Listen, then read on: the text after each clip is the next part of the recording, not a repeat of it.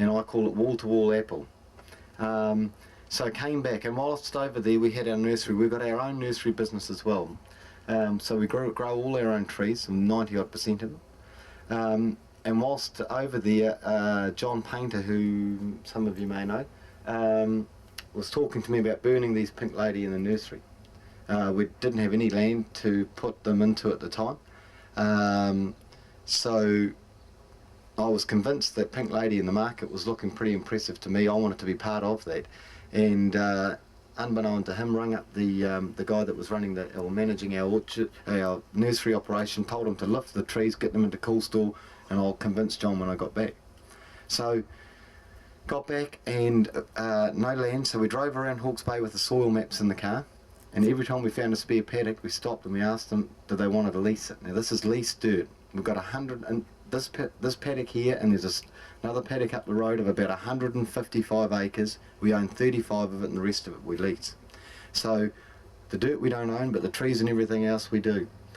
So we came in, we planted this block in October 96 out of Cool Store, and this year we're looking at doing close to 60 tonne to the hectare.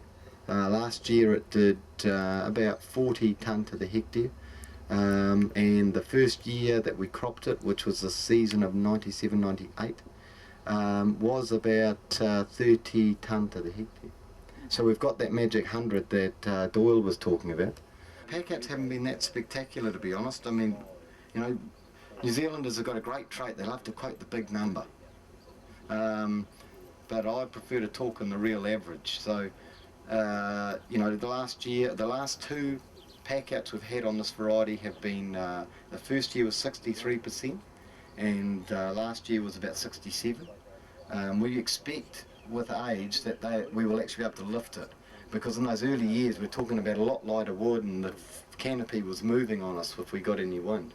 So I'd be happy with a 70% packout.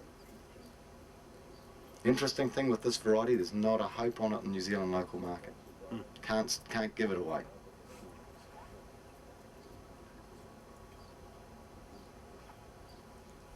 You're supposed to say, why is that? Yeah, why is that?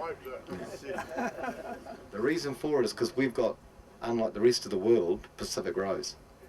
And once they eat Pacific Rose, you won't get them buying anything else. They will pay 3 times the amount for Pacific Rose. We can have Reds, Royals, Granny, Fuji, Pink, well we can't give them away Pink Lady, at say a retail of $199, and you could have Pacific Rose in the market at $3, $4, $5, they'll still take it. Volume won't change.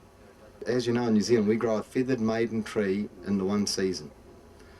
So what we do is we bring them up and we nip them, but we don't hit them hard back. If you hit them hard back, the trouble is you get too much strong growth and only a few branches. So we hit them at about just under a metre, and that then will get them to feather up down through the bottom. And because being a nursery, if you don't do that, we found they bear out. So they find at this point, they take off the next year, and your next tier is, you know, at 6 or 8 feet. Texture. So when you look at the tree, if it's full of heavy canopy wood, the texture is too heavy. So we talk about texture in the tree, how the canopy looks. Is it heavy and too full, or is it way too light? And at that point there, we would say that texture is just starting to get a bit heavy. In this fruit growing region of Hawke's Bay, we have a strong maritime influence on our climate, obviously, because we're near the ocean.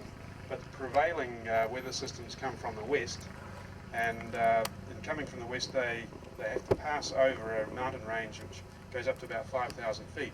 So we're effectively in a mild rain shadow here, which is pretty typical often of many fruit growing regions. They often are in rain shadow areas, and how that modifies the climate. So we only have 750 millimetres rainfall on average, although it is very variable from year to year. Some years we can have as little as 500, and some years we can go up to around about 1,000. We're a windy climate, being an island down in the roaring 40s, pretty much. New Zealand's located from latitude 35 to 45, so we are in quite a windy environment, and that has something to do with giving us a lot of clear sky conditions east of the mountains. rain has been dumped out of the clouds on the west coast. So we get very high sunshine hours here. But being an island, or being a group of islands, we get very moderate conditions as well. So we don't get the extremes of cold or heat. So our winters are very mild by comparison to what a lot of you would be familiar with. Practically speaking, for apples, many orchards have no frost protection, and flowering, which occurs in early October, generally we're into pretty well frost-free conditions at that time. We also, you heard Ian Warrington talking yesterday about the long autumns that we have here. For example, we're standing amongst Royal Gala apples here, which are going to be harvested over the next month. The harvest is likely to start around about somewhere between the 15th and the 23rd of February this year. It's a little later than normal, and those will be off the trees within 3 weeks. So by the middle of March, the crop will be off Royal Gala, and yet the leaves will be on the trees through until the end of May. So we have this long, moderate, but quite cool autumn period, and that's fairly important, we believe, in recharging the trees, which gives us a very high production potential for the next year. The period can be as long as 70, 80 days after harvest of the early varieties, so that does impact a lot on what can occur. You're probably all a bit dismayed about the size of our trees, how big they are, but if you look beyond the tree and look at the fruit in the tree, you get some insight into why generally our industry hasn't moved headlong and in a very rapid way into using semi-dwarf and dwarf trees, because we have been able to modify the way we handle our trees and get better performance out of them, and in fact get these trees, which are 4.5 metres tall, to behave in a cropping sense on 106 rootstock not too differently to what dwarfing rootstocks do in other climates. There are a lot of other advantages that we get from dwarf rootstocks in terms of fruit quality, and certainly you do get more fruit per unit of canopy area off dwarf trees, but generally speaking, the push into high density planting is really just building momentum in the sort of mid to late 90s really. One of the limitations has been that we do really want rootstocks which do have woolly apple aphid resistance. That's been a major plank to keeping our orchards clean of really annoying pests. It's part of a multi-purpose strategy for controlling woolly apple aphid, and it's becoming more and more critical as we move into IFP, where we have much reduced use of pesticides and especially the elimination of using organophosphates. So the drivers for our rootstock development program are to find semi-dwarfing and dwarfing rootstocks which have got resistance for woolly apple aphid, fire blight and Phytophthora. Through this alleyway on the side you'll find trees which are labelled so you can identify which rootstock you're looking at. I think the most interesting ones for you all will be the Cornell Geneva rootstocks. So that's in new soil, and this is in replant soil here. I think the results that we're getting at the moment, we're getting very good efficiency out of these Cornell Geneva rootstocks. They're equivalent more or less in size and productivity to Morling 26, which is a very productive rootstock under our conditions. When we put them in replant conditions, these semi-dwarfing rootstocks don't suffer the same check in development and growth in the early years that we see with the intermediate bigger rootstocks. So they seem to be better adapted to replant conditions, certainly more tolerant, and that's a pretty interesting result for us. We do have quite a focus on replant issues in our systems and rootstock research now, and for a very good reason.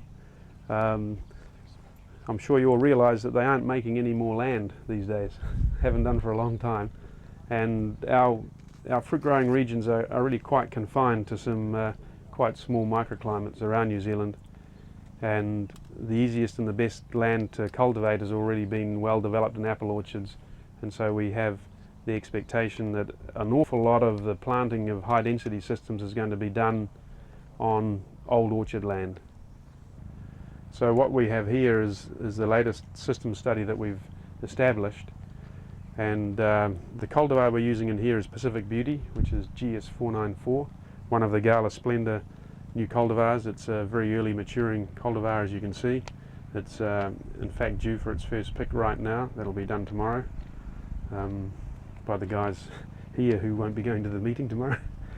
And what we are endeavouring to find out here is essentially the planting density range that might be appropriate where we have used fumigation pre-planting treatments in comparison to where we haven't used any pre-planting treatment. In other words, where we expect to get quite a substantial change in vigour, we obviously can use planting density as one of the means for closing up spacings and getting full canopy development in an orchard planting system, and that's the critical thing for productivity. If you haven't got leaf area covering the ground intercepting sunlight, you're not producing fruit. And I think you got that message pretty clearly from Doyle Fleming yesterday, and he was bang on the button with that. The other thing that we're interested in is, and it really has come from our observations from our rootstock trial over there, that we have different rootstocks which respond differently between different soil conditions, and particularly CG rootstocks over there appeared to tolerate replant conditions much better than other rootstocks. So we need to ask the question, if we're doing particular soil treatments, do say Morling 9 or Morling 26 or Mark rootstock respond differently from each other under these two conditions? And we refer to that as an interaction between the soil treatment and the rootstock. And so this experimental planting here is set up to explore some of those issues.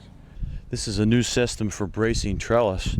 Very interesting. They've got a cross brace into a notched piece on the bottom, and the secret is it's wired back to the base for your triangle. When the wire tension on top of the post tries to pull the top of the post, it exerts pressure on this cross brace, and it ends up pushing then down on the pad, and it can't go, so it holds it straight. Bottom line is the end post stays up straight without having to use an anchor. Everything's done above ground, and that eliminates having to twist in a anchor or pound in a post for an anchor. Pacific Rose, it was developed very quickly and without the benefit of a lot of work. There was a lot of desire on the part of the industry to get into it and get rolling with it, and we wanted a new variety, and so we didn't know a lot about some of the faults of Pacific Rose.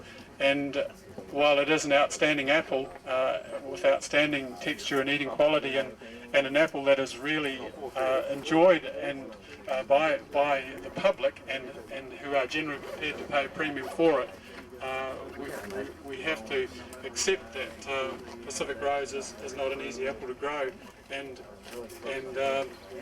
you might wonder whether it would make it given the standards that we have now, and compared to varieties like Royal or Braeburn or Reds and Grannies. It's nowhere near as commercially friendly as those. Under integrated fruit production, we had to effectively move from organophosphates to a selective pest management program. And that's what we've done. Over the last 4 years, the program has gone from being effectively organophosphate based to now being effectively an IGR based program with selective pest management as the basis for it. The level of insecticide use, we've seen under the program a 50% decrease in the total number of insecticides that are applied, a 75% reduction in organophosphate use, and a 98% reduction in glutathione or azinphosmethyl use. The whole program has its goal, within the next 2 years we want to be completely organophosphate free, because organophosphates are really disruptive to the total pest management complex.